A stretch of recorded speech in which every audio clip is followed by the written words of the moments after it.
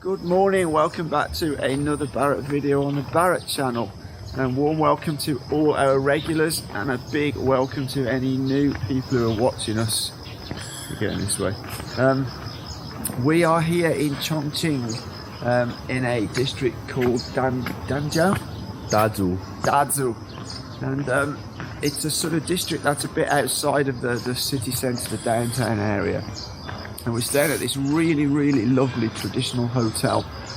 But what I want to talk about today Which we are just taking a walk around now because the surrounding area is very nice. It is.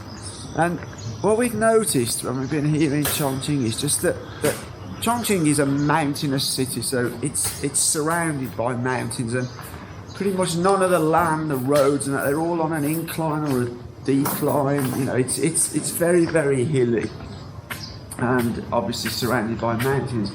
But what we've noticed is how the Chinese deal with this infrastructure, like building and that here. Whoa, let me just have a look at that bug. Oh, that is a big bug. What on earth is that? I'll just give it a little touch. Go on then.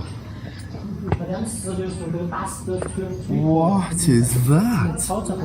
I've never seen something like that before. Anyway.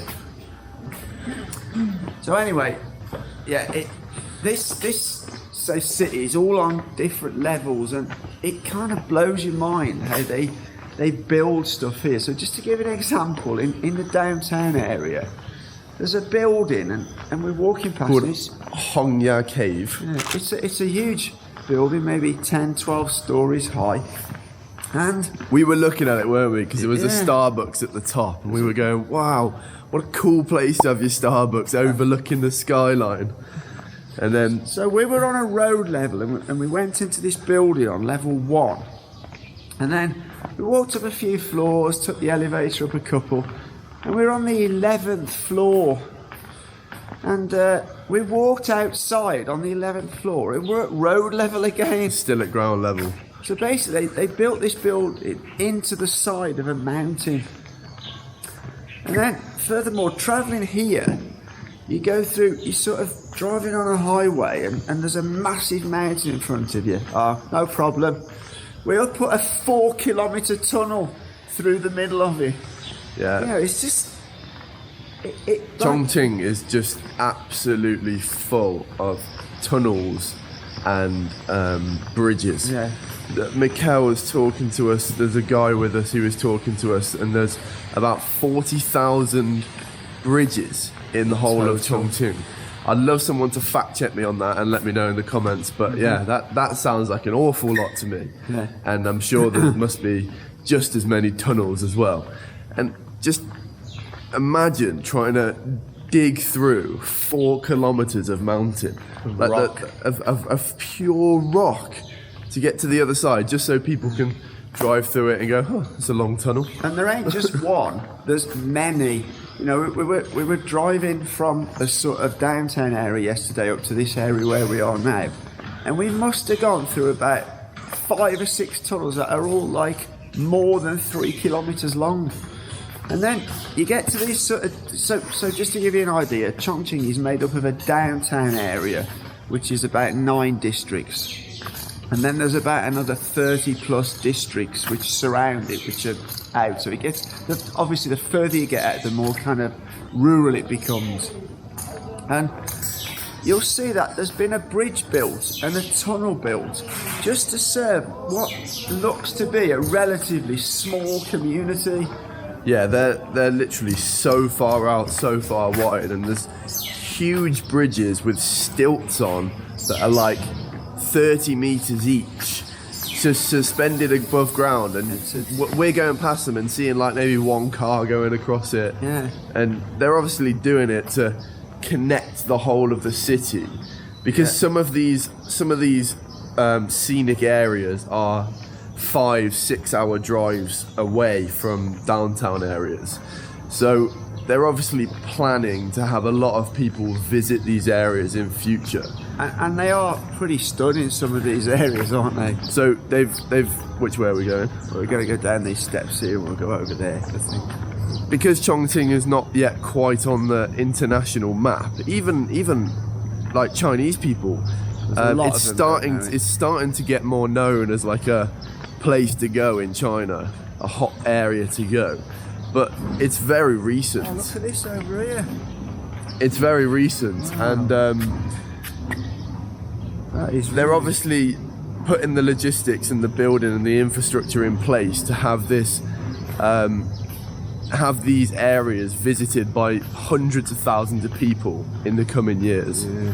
I think the other thing is as well is where, if like you look at the UK, they need to build a bridge or a road or a tunnel, because it's always put to more private enterprise to do it. That private enterprise needs to. Oh, shall we have a walk around there? Yeah, That private enterprise needs to make money. So a lot of these projects don't get started because ultimately they're not profitable. But it seems here in China, they do it to serve the public, to give the public connection. I mean, some of the mountain roads we've been driving on, they're really good roads, and it just connects, relatively small communities. So we've ended up in some sort of courtyard here. Carry on the conversation. Yeah, so it serves these communities. People live way up in the mountains, don't they? Here, Yeah. it's like, it just blows your mind, really. And obviously here, because these projects are funded by the government, it's a totally different story. They're just putting them in place to benefit the people. benefit the people and interconnect the whole of the city, so that tourists as well can travel to these destinations. And that's just something they would never be able to do. We kept saying when we were driving around, whoa, look at that bridge, look at that tunnel. Yeah. They'd never do that in the UK. Not for because such small amounts of people. because ultimately they've got to have a cost reward benefit, haven't they? Yeah, absolutely. They've got to work out how many people are going to cross it, if it's going to be beneficial. But here, they kind of just get on with it, and it also creates tons of jobs in these rural areas, where these people might have had to move to a city to get a job. Well, that one place we went to day before yesterday, they're doing it as a tourist area, but they've had an investor come in. But basically, they've used all the locals to do all the work, and all the locals will work in businesses there. Yeah, so to explain, we were kind of in like a gorge area, but not with water. It was just like level plains, and you're looking up at these huge rocks around you. And in this area, they were building like really nice hotels, stays, cafes. homestays, cafes. None of it was yet finished, but it's a future tourist destination. And what was your point about that, sir? Well, it's just that they're bringing because they put all these sort of tunnels and roads in to be able to bring tourists in. It helps the local economy because the locals then have jobs to do, and it stimulates the economy. It's obvious that in the future they're going to bring a lot more tourists in, both Chinese tourists and international tourists. So it's just good for the economy. So they see so far into the future. It might cost them, hundreds of millions of dollars to put these roads and tunnels in, and for a number of years there's going to be no payback. No. But ultimately, then, as the economies of those sort of more rural areas grow, then they start seeing the benefit, and that's something that kind of in Western countries they don't generally look at the more longer term thing. There's a Chinese saying, if you want to make money, I think it is build the road first.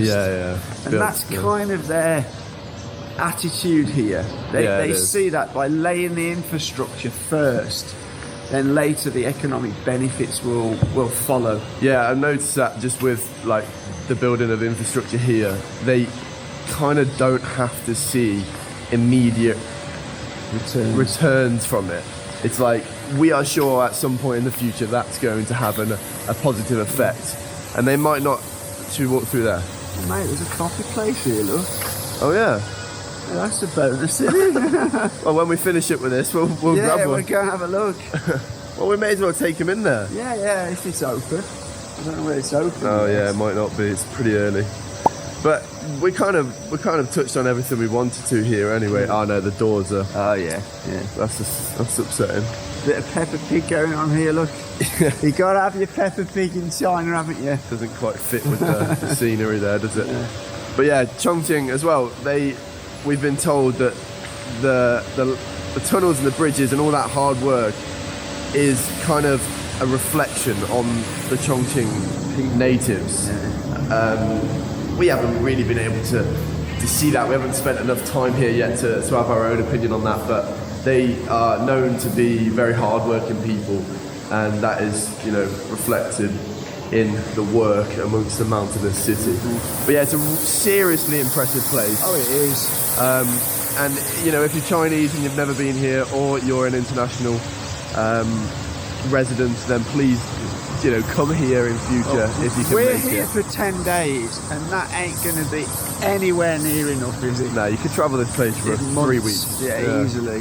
There's such a lot here. There's so many hidden gems. Like this hotel we're staying in now, it's lovely. It's a lovely, lovely hotel. We'll probably do a video about that, so look out for it, because it is really nice, isn't it? It's like a hidden gem. It is, and it's kind of like a little secluded complex out of all this. Wow, I just want to give people a view of that thing over there. But we'll wrap this up now anyway, because we've touched on everything we wanted to touch on. Just another walk and talk from the Barretts, you know how it is. And yeah, hopefully you'll enjoy the Chongqing series that is shortly coming out on our channel. I did upload a interview with a British guy in Shenzhen just a day or two ago, depending on when this video goes live. So if you want to check that out, please do. There'll be a card at the top of the screen here. What have they got to do? If you want to support us, you can support us on WeChat. Buy me a coffee on Patreon. Patreon will give you some exclusive content also. If you love the channel, consider hitting that subscribe button. If you like this video, give us a thumbs up, because it helps the algorithm. And check out the social links, Twitter, Instagram.